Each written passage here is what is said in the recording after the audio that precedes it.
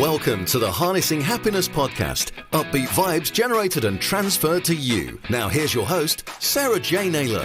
Hi and welcome to Harnessing Happiness with me, Sarah J Naylor. And I'm delighted today. I have a fabulous guest for you, Tracy Tsang, and she's actually over in Hong Kong, and it sounds a lot warmer than where we are in the UK at the moment. But I'm going to let her introduce herself, but she's absolutely fabulous, and she's got an incredibly interesting background as to where she was and where she is now and what she's doing. So over to you, Tracy. Please do introduce yourself to my fabulous listeners. Thank you so much, Sarah, for inviting me to be on your show. I'm absolutely honoured, and I think it's a fantastic concept what you are currently producing. So about me, I am a self-mastery coach and an RTT practitioner. That stands for Rapid Transformational Therapy. And basically what I do is I help female coaches, therapists and healers to overcome subconscious self-sabotage, to reclaim their power and also to embrace their true self-worth so that they can sort of access that next level abundance and fulfillment in life. Which is absolutely awesome, because people do get stuck. Energy gets stuck around bodies, doesn't it? And it's, you know, I've done different therapies myself over the years. I haven't done RTT, which sounds absolutely amazing. It sounds like it combines so many different things from the conversations we've had previously, but we get stuck energy, don't we? And it's about going into the subconscious and releasing that energy. Well, you explain a bit more, but it's fascinating stuff, and it's really, really powerful and sort of freeing to unblock yourself, because sometimes you don't know where that stuff is. Exactly. So basically, the main difference when dealing with the subconscious is that you no longer have to deal with that critical layer in your mind that's sort of constantly judging and like trying to think through what's appropriate or not, and actually go straight into dialoguing with your subconscious to get to the root causes of issues. So basically what RTT is a highly effective form of therapy that was pioneered by Britain's top therapist Marissa Peer, and it combines really the best of CBT, NLP, counseling, psychotherapy. Lots of different elements, aren't there? There are lots of elements. Yeah. And then the way it works is through hypnosis, we're able to dialogue with your subconscious and really get to the root causes of whatever issue is impacting you, whether it's in self-confidence, self-esteem. It could be emotional issues like anxiety, or it could even be physical health issues. So it's a very powerful sort of suite of tools where we can work with your subconscious and then put in interventions, because we can find out where those self-limiting beliefs or negative beliefs are coming from, and we can replace them with more self-empowering beliefs and also new kind of thought patterns and actions that you can program into subconscious. It's truly fascinating. As I say, I know myself, I've done elements of that, which EFT is one of them, which I'm sure it may be sort of integrated into RTT. And, you know, in the past, when I've had that therapy myself, I didn't know why I used to compare myself to other people, or why I was always putting other people before myself. And I didn't know where that root cause came from. But with the EFT and sort of hypnotherapy, which my therapist did, and this was, I think, long before Marissa brought about RTT, so it's elements of it. But once you've had that experience, it's so freeing. And you think about those thoughts again, and you're not affected. It's just, it's magic. It really is. It's just, but it's transformational, isn't it? I mean, that's the beauty of it. And to have that in your toolkit, to be able to deliver that and to free people up to become the best person they can be, because that's it, isn't it? And this is what my podcast is all about. It's that harnessing happiness. And if you can free yourself up from that stuff that blocks you, you can become a happier person as a result. And your energy flows, and you become healthier as well, because your mental issues can come and manifest themselves as physical ailments as well, or physical ailments become mentally challenging ones, because it's just how you release it, isn't it? It's just... It's brilliant. So you went up the artificial intelligence route to start with, didn't you? Yeah, so I actually have a tech background. I studied artificial intelligence and software engineering before realizing that I actually wasn't a very good programmer. And then I'm sure you were brilliant, but maybe it wasn't your passion. No, but interestingly, when I think back, what got me into AI was because when I was in college, I was really interested in psychology and also computers. And I thought AI would be the perfect way to combine the two. In some way, I still think like I enjoy doing the course because it's absolutely fascinating to see what the, edges of what machines can do and how that overlaps with human abilities and how you might model various things that people do, whether it's language skills, whether it's the way you think about things on machines or robots even. But yeah, I think for me, I was always more of a creative person. And so then I did a master's degree in design for interactive media. Yeah, my career has sort of evolved a lot, I would say. I started out sort of doing user experience design. So what is a user experience design? That's everything from websites to more complicated stuff. Like at some point I created like a prototype radio that actually talks to an app as well. So it's everything to do with human interaction with machines, whether it's through simple interfaces like websites and apps, so that you design it in such a way that it's simple to use and it's easy for the person to achieve the goals they want to with that interface, but also creating an experience that is memorable and fun and sparks joy for them through various meandering paths. So I worked for an agency, and then I worked for a innovation company that was doing creative innovation for children's books. And then I went into doing my own sort of consulting work. And one of my consulting projects was with a robot called Sophia. So it's a humanoid robot that looked very much like a human, and it's got facial expression. It's very realistic, and it was very interesting because I guess there's two parts to it. There's like the creative part of how, when you are writing a script for a robot to speak or to interact with other people, the way that interaction works is completely different from how a website or an app might work.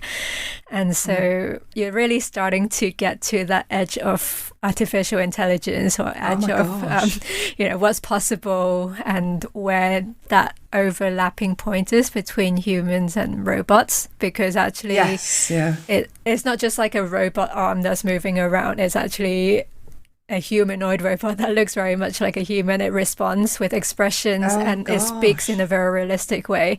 And so I think that is a very interesting exploration and experience.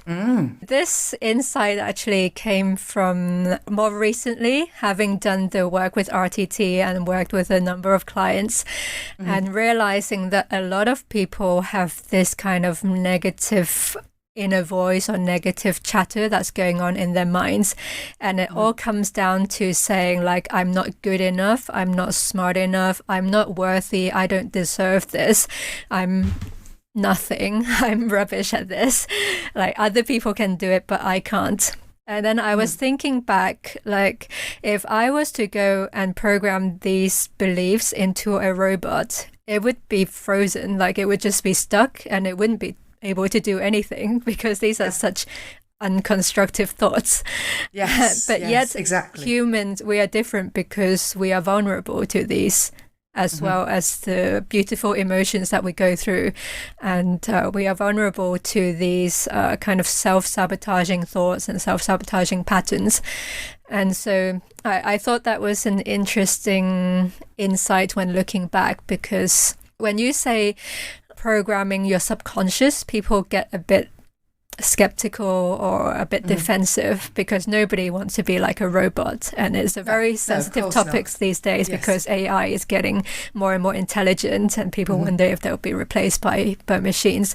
But I think the real insight here is knowing that actually there's so much depth to human emotions, including, you know, the kind of deep work we do with RTT when it comes to dealing with emotional trauma. Like we go really deep down into where these negative beliefs come from, how they're created by emotional traumas that haven't been resolved, and how we can like overcome these and actually empower ourselves to live the life that we really want.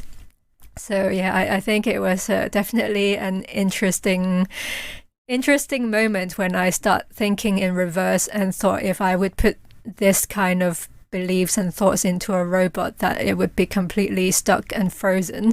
So maybe rather than thinking how you might be programming your subconscious, think about if you were to program these exact thoughts into a robot, how would that react? Yeah, exactly. And why would we want to program ourselves in that way? I mean, I've spent a lot of time over the years, you know, reworking, reprogramming through all the training that I've done. As I've mentioned to you before, I've done sort of EFT and I've done Reiki, and through my coach training, because I did NLP with my coach training, I've done other work with Richard Bandler and Paul McKenna as well. So I've worked with lots of different people. But right at the beginning of the early stages of my coach training, and recognizing the subconscious doesn't recognize a negative, so everything you say to it believes. So it's about being really mindful and being aware of what you're saying to yourself, whether it's in your thoughts, words and actions, because what you put out is actually what you get back. So when I'm writing, and if I start to think I don't want to do this, it's like, well, actually, what do I want to do instead? It's reprogramming, it's rewording what you're sending down into your subconscious. And actually it's so liberating. I live very much in the day. I have lots of plans for the future, you know, and I've learned from the stuff in the past, but I live very much in the present, and I'm very aware of what's going on and what's happening. So but I've worked on myself, like you're talking about, to that extent, to recognizing the words that I, you know, feed through and what triggers them, and reworking them and reprogramming my mind to make me bigger and louder and it's fascinating stuff. But you really sort of changed your life around from doing that, because you sort of went through personal experiences, didn't you? And that brings me to one of the questions I wanted to ask you, is like, what makes you a happy person, Tracy? What makes you happy? So I think I can definitely spend over an hour talking about this. Yay! One of the most important component is definitely having a mindset that is positive. So knowing that everything is happening for me for the highest good, even when there's rejections or detours, they're all there to help me become who I'm destined to be or who I want to be. But it's like necessary experiences that I need to go through in order to get to that point. And then also knowing that I'm enough just as my authentic self, and being able to convince my subconscious mind of that, and that I'm worthy and deserving of the love, the success, the happiness and abundance that I want, and that is actually available already if I didn't self-sabotage myself. Also is the actively choosing to let love, to let joy and abundance into my life, rather than thoughts that are stemming from fear, self-doubt or anxiety, scarcity and lack. So being very deliberate and intentional about what you let into your life, into your mind, and like ruminate in your mind. Yes, no, absolutely. I'm 100% with you on all of that. And that's exactly, I mean, it just makes such a difference, doesn't it? When you change your mindset and you think like that, because what you put out is what you attract back. I mean, a lot of people may well be aware of the law of attraction, and it's in simplistic form. It's, you know, it's universal energy, and whatever it is you send out to the universe, you will get back. So if you think in lack, you get lack back. But if you think in abundance, you get abundance. That doesn't necessarily mean to say you're suddenly going to be rained down with hundreds of thousands of pounds, but it's how you view things. It's that perception. And I've coined a phrase, and it's actually going through trademarking at the moment, which is very exciting, called APE mindset, which is acceptance, perspective and energy. So it's, you know, accepting where you are and who you are and what you've got and what you can and you can't change, and then the perspective and how you view that. Because if you view it, like you were saying, from that positive perspective, you will always look at what the learning is, what the wisdom is, what you're gaining from it, from what even the most challenging of situations. What's being presented? What am I learning? How am I taking this? What am I going to gain from it? And then sort of channeling your energy accordingly. So you've got that energy driving into something that you're sort of passionate about. And it's just believing everything's working out, like you said, for the greater good, for your higher self. It's exciting though, isn't it? And when you've got that mindset like you've got, and obviously we share that mindset, it's very liberating, because you no longer try to control so much. Like, you sort of trust. I don't know, I mean, I'm kind of a spiritual person. I'm not religious, but I'm quite a spiritual person. And I just trust that the universe has greater plans, and there is such a thing as divine timing, and there's such a thing as just the wrong timing. And so, like, as an entrepreneur, you notice it even more, because you don't have that control that's trying to happen from your company, but rather everything is happening according to your plan. And you really notice when something works and when something just doesn't, and then all sorts of obstacles come in the way, and just nothing quite flow when it doesn't, either it's not in alignment or it's not in the right timing or whatever. So I think the ability to take on that mindset, knowing that it is happening for you somehow, and there's always something good that is going to come from it, even though at the time it might be like irritating. Yes, absolutely. It's going with your flow, it's going with those natural rhythms, and it's recognizing, it's tuning into your instinct, your intuition, and going with what feels right, what feels good, and negating that sort of monkey chatter that can be going in like, in fact, I have to say, I don't have that. That's gone. Yeah. So I think that was going to be my second point, which is doing the inner work. So that was really, I think it can be very much underestimated how important that is, because so much of the talk about positivity and happiness is focusing on the positive, but actually knowing how to deal with the shadows, to deal with your past emotional traumas that are holding you back, that's equally important.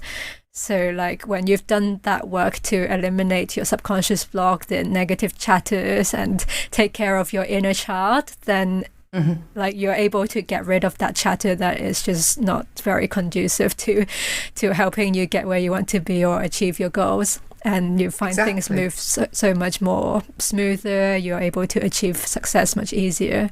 You don't procrastinate. You don't sort of question things. You just, following your instinct and your intuition is just so much easier to work that way. But as you say, being sort of an entrepreneur, I mean, I've been self-employed since 2009. So, I've had that freedom, but I've had to, I've thrust it upon myself. In fact, I'd been married for been in a relationship for 20 years, married for 10 of those, and left when my son was 6, and ended up being a single parent. And then that was in 2005. And then in 2009, I just went and got a bank loan to set myself up in business. And I've been self-employed ever since. But I've trusted that it was the right thing to do, because where I was at that time wasn't right.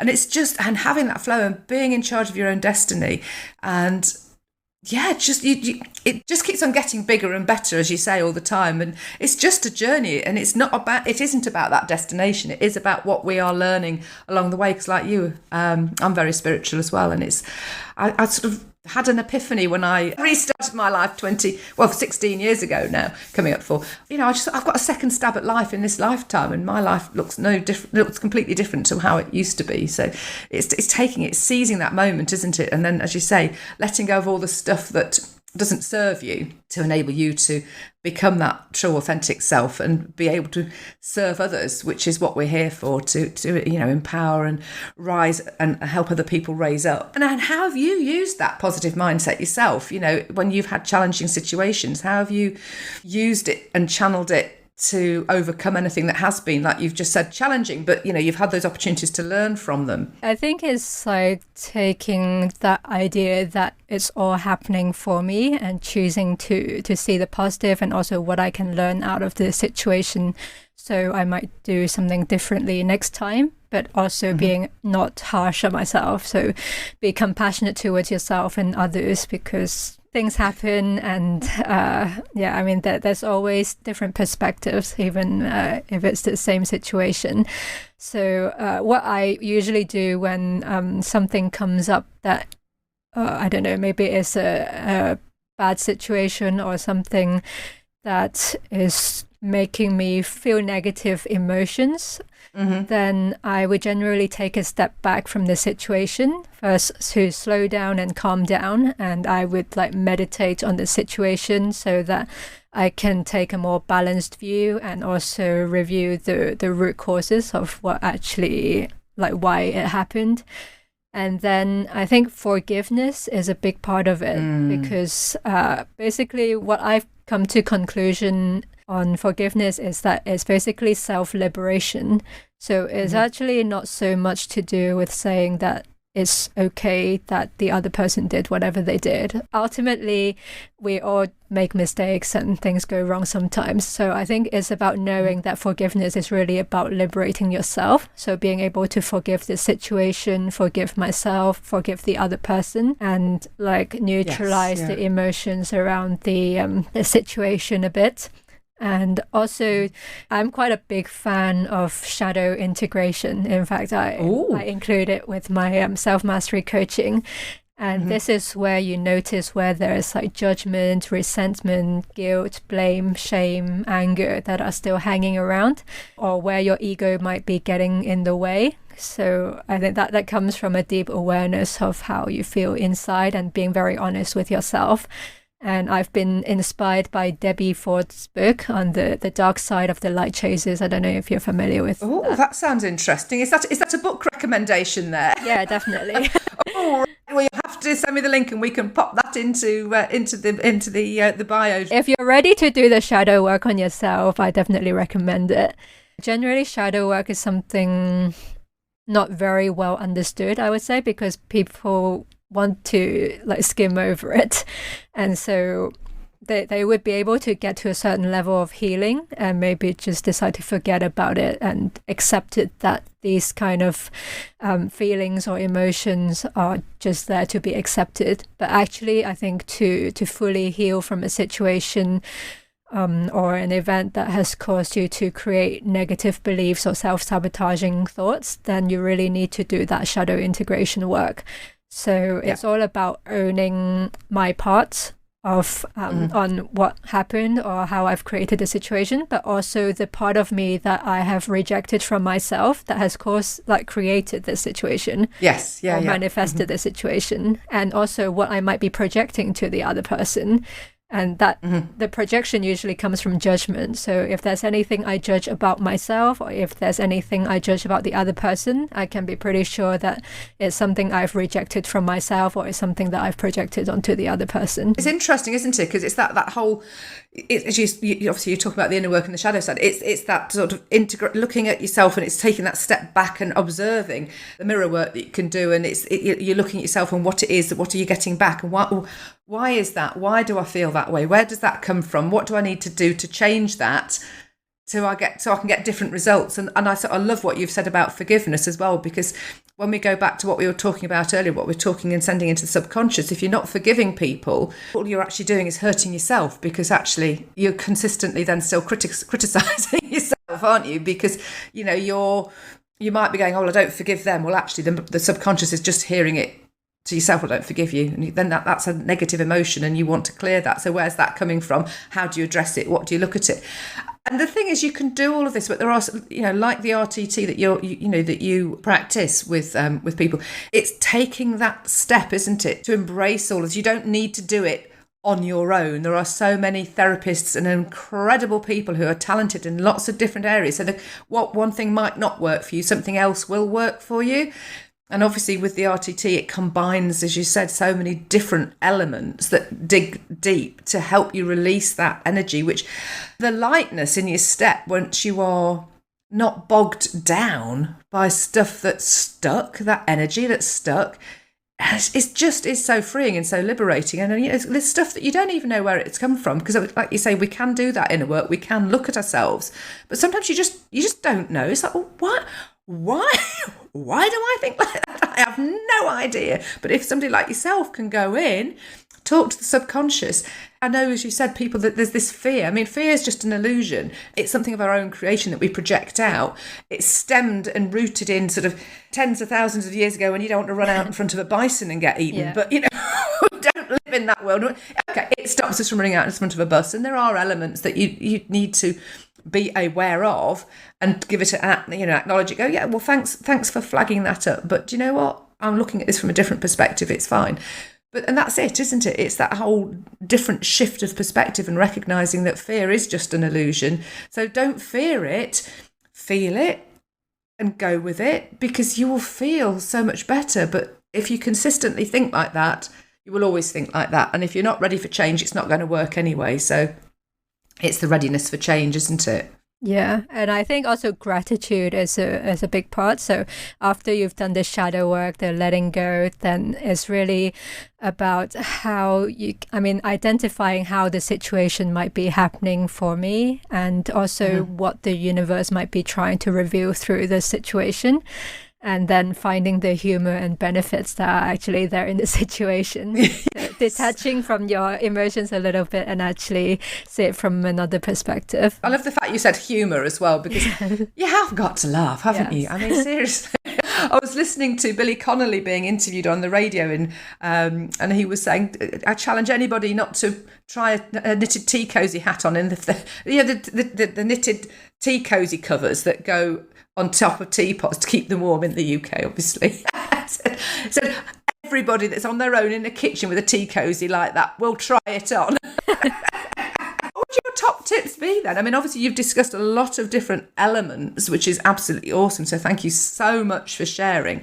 What would your top tips be to our listeners that would help them harness happiness in their lives? First of all, I think it's like being aware of your self-talk and mindset. So like we said earlier, a lot of people just have those rubbish going on saying, I'm not enough, I'm not worthy, I'm not deserving of whatever I want. So know that you are enough, you're good enough, smart enough, talented enough, and worthy of what you want, regardless of what anyone else might be saying to you. You don't need that validation from other people, because all the validation you need is already within you.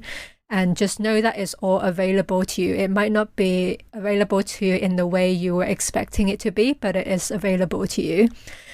Secondly, I think it's about doing that inner work. So getting a better idea on what are your conscious and subconscious blocks, or rather unconscious blocks that you're not aware of at all. So knowing that everybody have these self-sabotaging thoughts or patterns and self-limiting beliefs that might be keeping you stuck in, I don't know, whether it's in relationships or in your business. You will see certain recurring patterns that are just stopping you from getting to where you want to be. And of course, the shadow integration, if you want to be doing the deep healing to really fully recover from or detach from past situations that have created these negative beliefs for you. And then I think developing a sensitivity for your own energy. So being very aware of how you're feeling and making time to feel and understand your emotions. That's very important. But also being curious and have the courage to take action on what you truly want when you're getting honest with yourself. So that's a very important part. I think that will change your life if you are able to get honest with what your heart and soul truly desire and actually take action in that direction.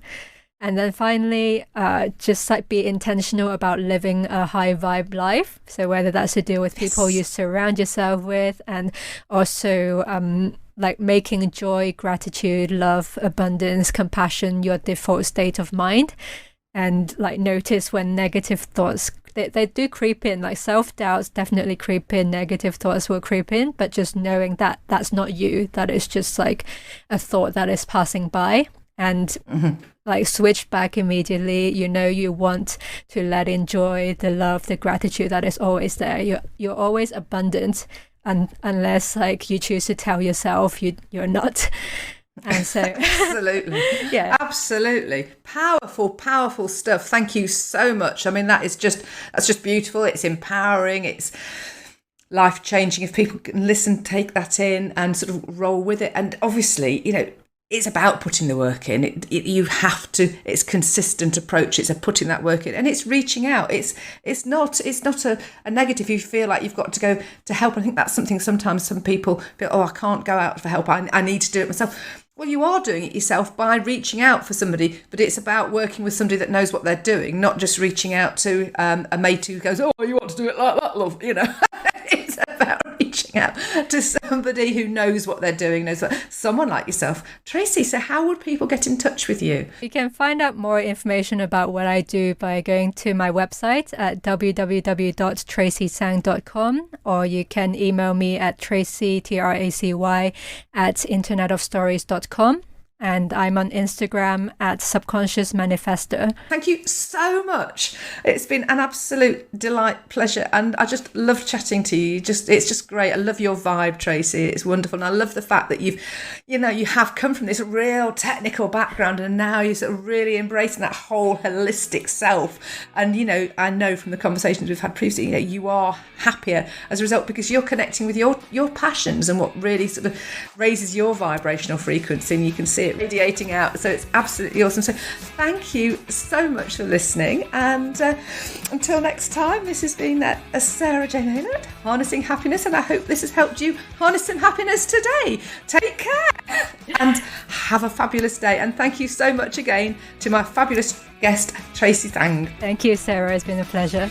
Thanks for listening to the Harnessing Happiness podcast with Sarah J Naylor. If you took value from the content, please follow the show on your podcast app. And to find out more about Sarah's ape mindset, visit sarahjnaylor.com. That's sarahjnaylor.com.